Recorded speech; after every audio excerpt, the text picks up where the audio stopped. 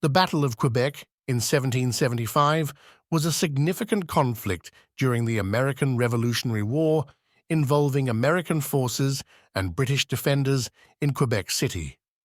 This battle marked the first major loss for the Americans. The American forces, led by General Richard Montgomery and Benedict Arnold, suffered heavy casualties, including Montgomery's death and Arnold's injury. Before the battle, Montgomery captured Montreal and plans were made to attack Quebec. The Americans aimed to strike before their troop enlistments expired. They attacked during a blizzard to mask their movements, but the plan was foiled by strong British defences under Governor-General Guy Carleton. Carleton had bolstered the city's defences with regular troops and militia as American forces approached. The Americans' plan involved two separate forces converging in Quebec's lower city, hoping to eventually scale the walls to the upper city. The attack did not go as planned. Montgomery was killed by cannon fire, disrupting his group's assault. Meanwhile, Arnold's force managed to enter the lower city but was repelled, with Arnold wounded and Daniel Morgan later captured. Despite the setback, Arnold maintained a blockade of Quebec through the winter, which ultimately proved ineffective as British reinforcements arrived in the spring. The background to the invasion began with early American successes at Fort Ticonderoga and Fort Saint-Jean, which alarmed British leaders in Canada. These victories spurred the Continental Congress to consider a larger invasion of Quebec.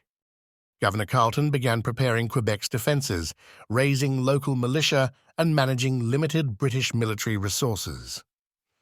The Americans misunderstood the social dynamics in Quebec, expecting French Canadians to support their cause against British rule. The American forces underestimated the loyalty and willingness of the local Canadian militia and Native American tribes to support the British, which contributed to their challenges during the siege. The invasion plan was ambitious, involving multiple routes of advance into Canada, including a difficult passage through the Maine wilderness led by Arnold. This route tested the endurance of his forces before even reaching Quebec. The complexities of the political and social landscape in Quebec, including the influence of the Quebec Act of 1774, played a significant role in the campaign. The act had granted rights to French Canadians, which reduced their inclination to support the American invasion. Local British commanders, including Carleton, faced challenges in rallying support among the diverse populations in Quebec, including Native American tribes and the Canadian militia.